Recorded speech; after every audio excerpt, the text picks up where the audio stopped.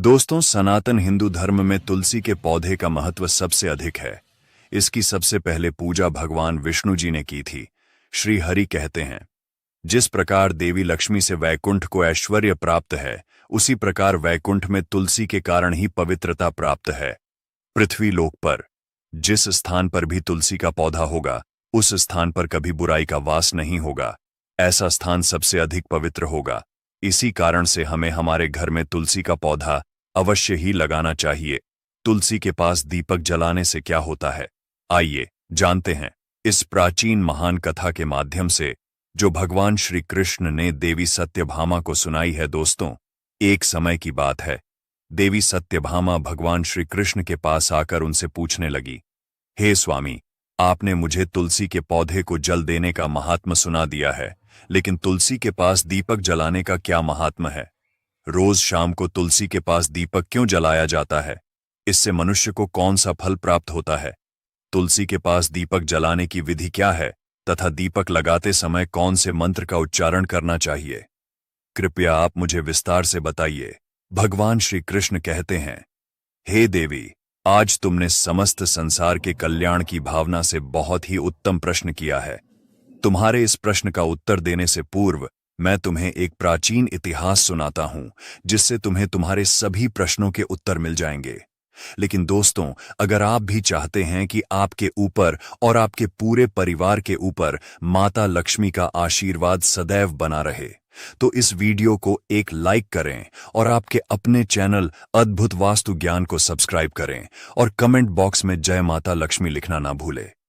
शाम के समय तुलसी के पास दीपक जलाने से जो पुण्य मिलता है, उसी का वर्णन मैं इस कथा में करूंगा। इसलिए इस कथा को ध्यान से सुनो। इसे सुनने मात्र से ही 100 वर्षों तक तुलसी के पास दीपक जलाने का फल मिलता है। देवी सत्यभामा ने भगवान श्री कृष्ण से कहा, हे प्रभु, मैं इस कथा को सुनने के लिए बहुत उत्सुक हूं। कृपया इसे मुझे सुनाइए। मैं इसे पूरे ध्यान से सुनूंगी। तब भगवान श्री कृष्ण ने देवी सत्यभामा को कथा सुनानी शुरू की। उन्होंने कहा, हे देवी, यह बात प्राचीन काल की है। दक्षिण दिशा में तुंगभद्रा नाम की एक विशाल और पवित्र नदी बहती है। उसी नदी के किनारे हरिहरपुर नाम का एक अत्यंत सुंदर नगर बसा हुआ था। उस नगर में हरि दीक्षित नाम के एक ब्राह्मण रहते थे। वे बहुत ही गुणवान, चरित्रवान और धर्मपरायण व्यक्ति थे।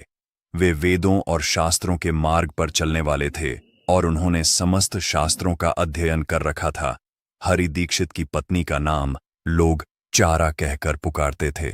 उसका स्वभाव उसके नाम के अनुरूप ही था। वह हमेशा अपने पति का अपमान करती रहती थी। पति को बुरी तरह ताने देती और उसे दुख पहुंचाती थी। वह अपने पति के लिए कभी भी खाना नहीं बनाती थी और न ही उसके साथ स्नेह से पेश आती थी।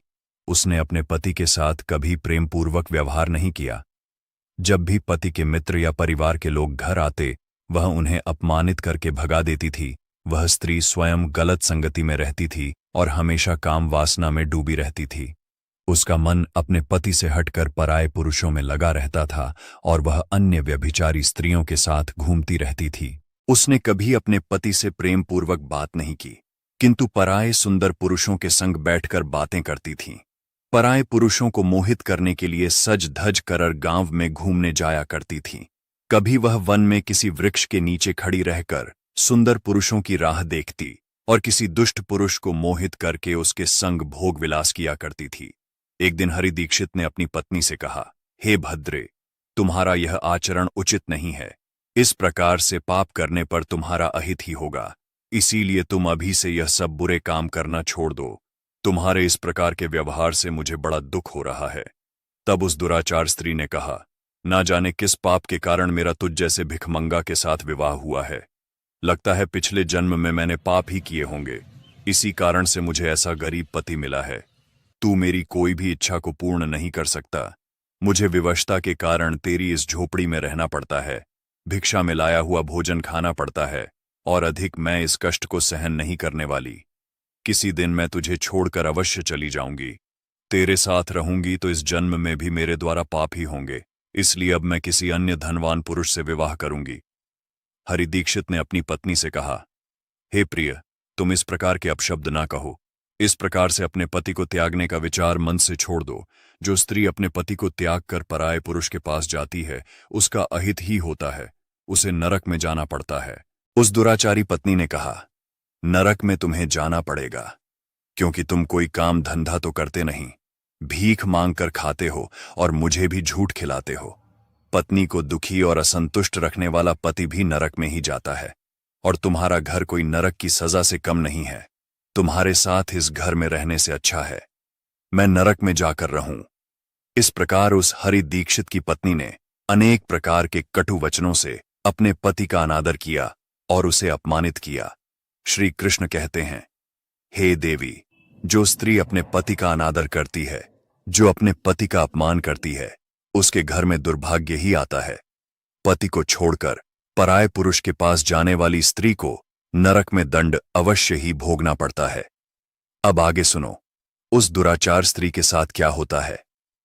एक दिन वह दुराचार स्त्री वन में जाकर एक वृक्ष के नीचे खड़ी हो गई। उसका चित्त काम से भरा हुआ था। वह किसी सुंदर कामी पुरुष की राह देख रही थी, किंतु बहुत समय बीतने के बाद भी उस स्थान पर कोई पुरुष नहीं आया। इसीलिए वह अत्यंत दुखी हो गई और प्रियतम की खोज में इधर उधर देखने लगी।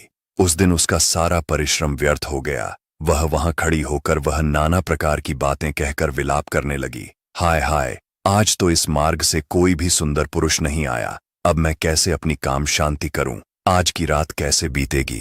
कौन मेरे सुंदर शरीर का उपभोग करेगा? मेरी जवानी और सुंदरता तो अकारण ही नष्ट हो रही है। कोई भी सुंदर शरीर को पाने की कामना नहीं करता। अब मैं कहां जाऊं? कौन मुझे अपनाए? कौन मेरे साथ भोग विलास करेगा?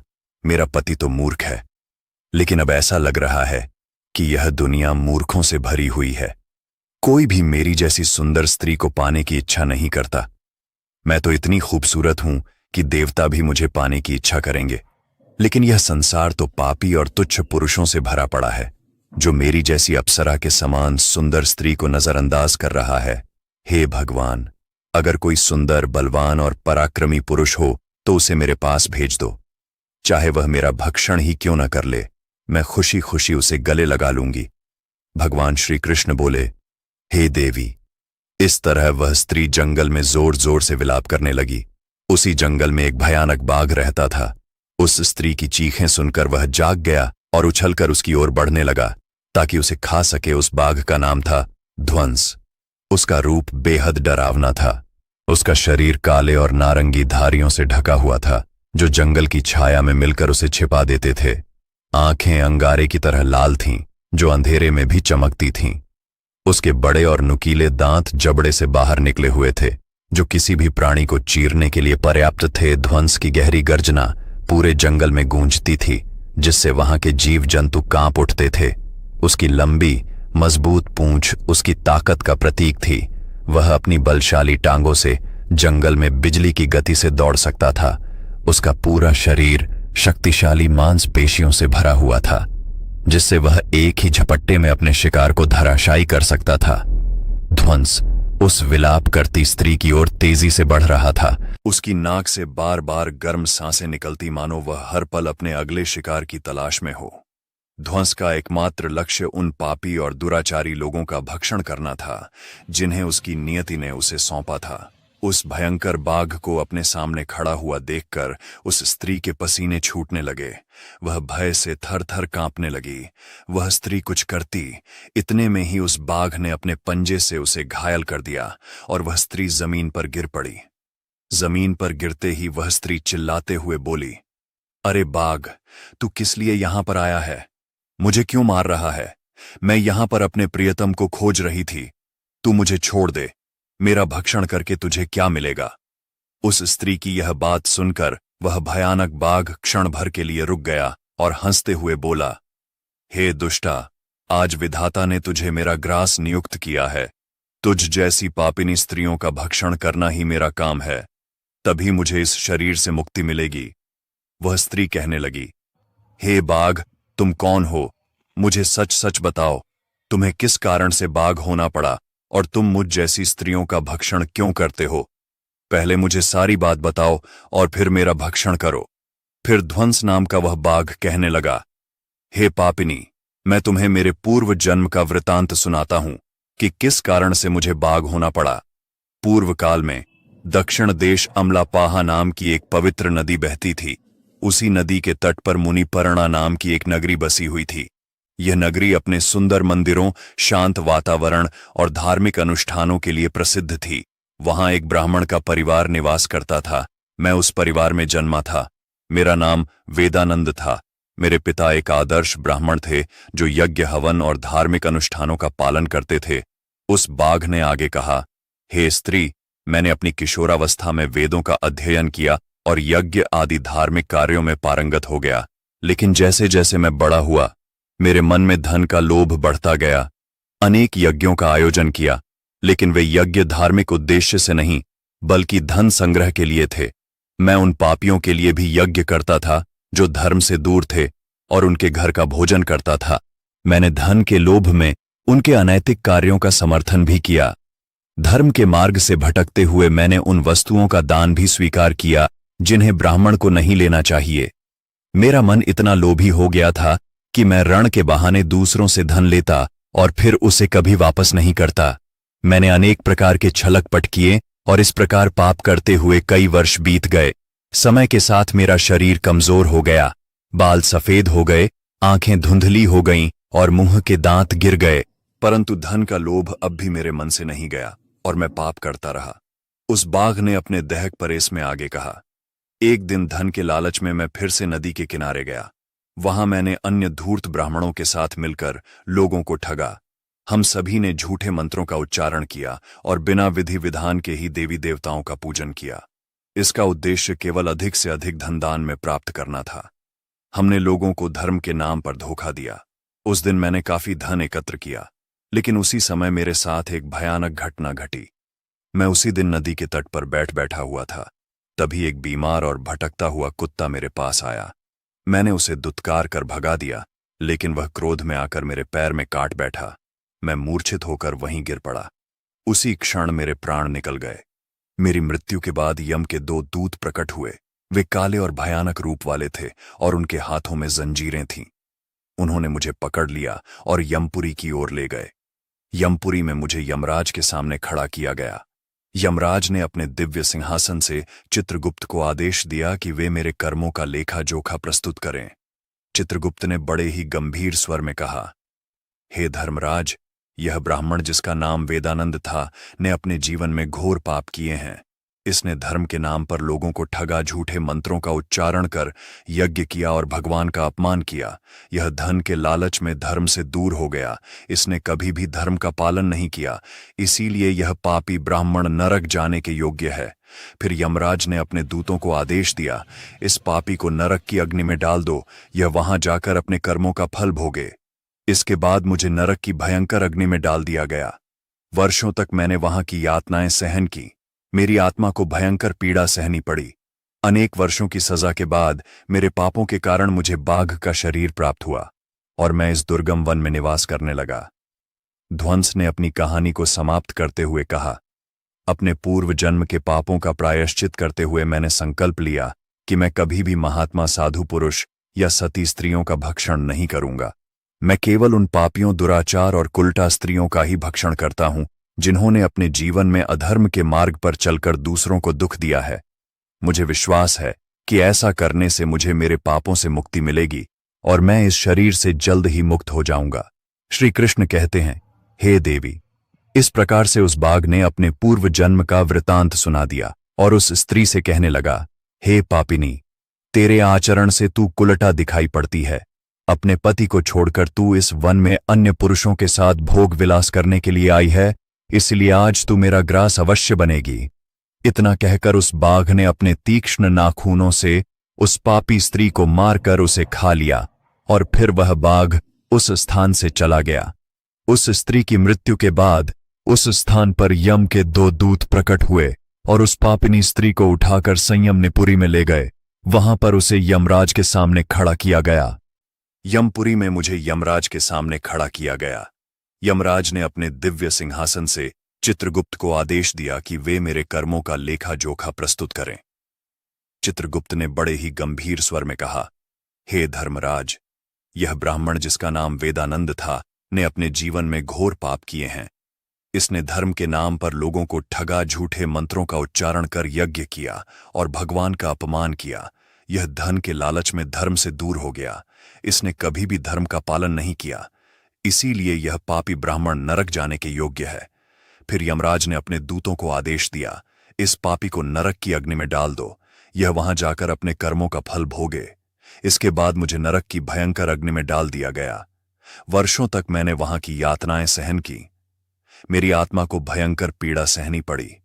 अनेक वर्षों की सजा के बाद मेरे पापों के कारण मुझे बाघ का शरीर प्राप्त हुआ और मैं इस दुर्गम वन में निवास करने लगा। ध्वंस ने अपनी कहानी को समाप्त करते हुए कहा, अपने पूर्व जन्म के पापों का प्रायश्चित करते हुए मैंने संकल्प लिया कि मैं कभी भी महात्मा, साधु पुरुष या सती स्त्रियों का भक्षण नहीं करूंगा। मैं केवल उन पापियों, दुराचार और कुलटा स्त्रियों का ही भक्षण करता हूं जिन्होंने अपने जीवन में अधर्म के मार्ग पर चलकर दूसरों को दुख दिया है। मुझे विश्वास है कि ऐसा करने से मुझे मेरे पापों से मुक्ति मिलेगी और मैं इस शरीर से जल्द ही मुक्त हो जाऊंगा। श्री कृष्ण कहते हैं, हे देवी, इस प्रकार से उस बाघ ने अपने पूर्व जन्म का वृतांत सुना दिया और उस स्त्री से कहने लगा, हे पापिनी, तेरे आचरण से तू कुलटा दिखाई पड़ती है। अपने पति को छोड़कर तू इस वन में अन्य पुरुषों के साथ भोग विलास करने के लिए आई है, इसलिए आज तू मेरा ग्रास अवश्य बनेगी। इतना कहकर उस बाघ ने अपने तीक्ष्ण नाखूनों से उस पापी स्त्री को मारकर उसे खा लिया और फिर वह बाघ उस स्थान से चला गया। उस स्त्री की मृत्यु के बाद उस स्थान पर यम के 2 दूत प्रकट हुए और उस पापिनी स्त्री को उठाकर संयमनीपुरी में ले गए। वहां पर उसे यमराज के सामने खड़ा किया गया। फिर चित्रगुप्त ने उस स्त्री का लेखा जोखा निकालते हुए यमराज से कहने लगे, हे धर्मराज, यह स्त्री तो अत्यंत पापिनी है। इसने घोर पाप किए हैं। इसने व्यभिचार किया है। इसने अपने पति की कभी सेवा नहीं की। अपने पति को भूलकर पराये पुरुषों के संग भोग विलास किया करती थी। उसके पापों को सुनकर यमराज अत्यंत क्रोधित हो गए और उन्होंने उस स्त्री को अग्नि से भरे हुए कुंडों में डालने का आदेश दिया। यमराज के आदेश को सुनकर वह स्त्री अत्यंत भयभीत हो गई और फिर वह दुराचार स्त्री यमराज से कहने लगी, हे धर्मराज, कृपया मुझे मेरे पापों के लिए क्षमा करें। मैंने यहां अनजाने में पाप किए हैं। कृपया मुझे प्रायश्चित का अवसर प्रदान करें। यमराज कहते हैं, हे स्त्री, तुमने जो पाप किए हैं वे निंदनीय है। तुम्हारे पापों के लिए कोई प्रायश्चित नहीं है। जो स्त्री अपने पति का त्याग करती है, अपने पति को छोड़कर पराये पुरुष के संग विहार करती है, उसे निश्चित ही नरक में जाना पड़ता है। इसीलिए अब तुम्हें नरक की यातनाएं भोगनी ही पड़ेगी। फिर यमराज ने अपने दूतों से कहा, हे दूतों, इस पापी स्त्री को ले जाओ और इसे भयंकर नरकों में डाल दो। यह उसी के योग्य है। फिर यम के दूत उस स्त्री को नरक में ले जाते हैं। फिर अनेक वर्षों तक उसे जलते हुए तेल के कुंड में पकाया गया। फिर उसे निकालकर ररव नामक नरक में डाल दिया गया। इस प्रकार से उसे अनेक वर्षों तक अलग अलग नरकों में डाला गया। नरक में कष्ट भोगने के बाद वह महापाप स्त्री पुनः लोक पर आकर चांडाल के रूप में उत्पन्न हुई। चंडाल के घर में जन्म लेकर वह फिर से अनेक पाप करने लगी, व्यभिचार करने लगी, अनेक पापी पुरुषों के संग विहार करने लगी। फिर कुछ समय बाद पूर्व जन्म के पापों के कारण उसे कोढ़ का रोग हो गया और वह भयानक पीड़ा सहन करने लगी। उसका अंग अंग जलने लगा। उसके नेत्रों में पीड़ा होने लगी। इस दुख को सहन करती हुई वह दिन बिताने लगी। फिर एक दिन वह तीर्थ में स्नान करने के उद्देश्य से अंतपुर में चली गई। वहां पर वह एक आश्रम के बाहर निवास करने लगी। उस आश्रम में एक तुलसी का पौधा था। अन्य स्त्रियों को वहां पर तुलसी के पास दीपक जलाते हुए देखकर उस पापी स्त्री को बड़ा आश्चर्य हुआ। फिर एक दिन वहां पर निवास करने वाले एक साधु से उस स्त्री ने पूछा, हे साधु महाराज, यह कौन सा पौधा है और यह स्त्रियां इसके नीचे दीपक क्यों जला रही हैं? तब उस साधु ने कहा, हे कल्याणी, यह अत्यंत पवित्र तुलसी का पौधा है। इसके दर्शन करने मात्र से ही संकटों का नाश होता है। इस तुलसी को जल देने से देवी देवताओं की कृपा प्राप्त होती है तथा इस वकित पौधे के पास दीपक जलाने से समस्त पाप नष्ट होते हैं। उस साधु की बात सुनकर उस स्त्री को बड़ी प्रसन्नता हुई और उसने साधु से कहा, हे साधु महाराज, यदि कोई अत्यंत पापिनी स्त्री भी इसके पास दीपक जलाएगी तो उसके पाप नष्ट होंगे। क्या वह साधु कहते हैं, हे पुत्री, यह सत्य है। यदि किसी स्त्री ने घोर पाप भी किए हो तब भी उसके पाप नष्ट होते हैं। उसके सभी जन्मों के पाप भी तुलसी के पास दीपक जलाने से नष्ट होते हैं। किंतु हे पुत्री, तुम कौन हो और किस कारण से यह प्रश्न पूछ रही हो? वह स्त्री कहती है, हे साधु महाराज, मैं महापापिनी हूं। मैंने व्यभिचार किया है तथा अनेक प्रकार के पाप किए हैं। मेरे पापों के कारण ही मेरी ऐसी दुर्दशा हुई है। कृपया मुझे पापों से मुक्ति का उपाय बताइए। साधु कहते हैं, हे पुत्री, अब से तुम नित्य इस तुलसी के पास दीपक जलाओ। तुम्हारे समस्त पाप और दोष समाप्त हो जाएंगे। उस साधु की बात सुनकर उस पापी स्त्री ने भी वही किया। उसने तुलसी के पौधे के पास एक दीपक जला दिया। इस प्रकार से वह स्त्री नित्य उसी स्थान पर तुलसी के पास दीपक जलाने लगी। फिर एक दिन वह स्त्री शाम के समय तुलसी के पास दीपक जलाने लगी तो उसी समय उसका हृदय फटने से उसकी मृत्यु हो गई और वह वहीं जमीन पर पड़ी रही। फिर यमराज के 2 दूत उस स्त्री को यमलोक ले जाने के लिए उस स्थान पर प्रकट हुए। जैसे ही यम के दूत उस पापी स्त्री को पाश में बांध कर ले जाने लगे, भगवान विष्णु के 2 पार्षद उस स्थान पर प्रकट हुए। वे दिव्य पार्षद अत्यंत तेजस्वी और दिव्य आभा से युक्त थे। उनके शरीर से स्वर्णिम प्रकाश की किरणें निकल रही थीं, जो चारों ओर का अंधकार दूर कर देती थीं। उनका रूप इतना मोहक और दिव्य था कि उन्हें देखकर किसी का भी मन श्रद्धा से भर जाता। उनके चेहरे पर शांत मुस्कान थी, जो अपार करुणा और दया का प्रतीक थी। उनके वस्त्र रत्न जड़ित और रेशमी थे, जो नीले और सुनहरे रंग में चमक रहे थे, मानो स्वयं वैकुंठ का सौंदर्य उनके व्यक्तित्व में समाया हो।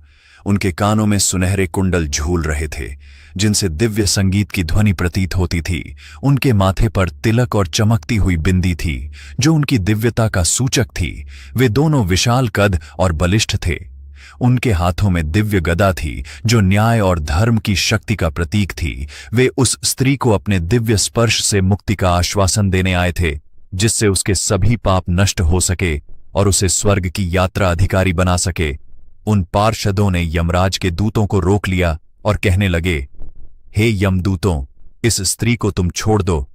यह स्त्री नरक जाने के योग्य नहीं है। तुम किसके आदेश से ऐसा अधर्म कर रहे हो? फिर यम के दूत कहने लगे, हे पार्षदों, हम यमराज के आदेश से इस पापी स्त्री को उठाकर ले जा रहे हैं, किंतु आप हमें किस कारण से रोक रहे हो? यह स्त्री अत्यंत पापी है, इसे नरक में ले जाने की आज्ञा मिली है।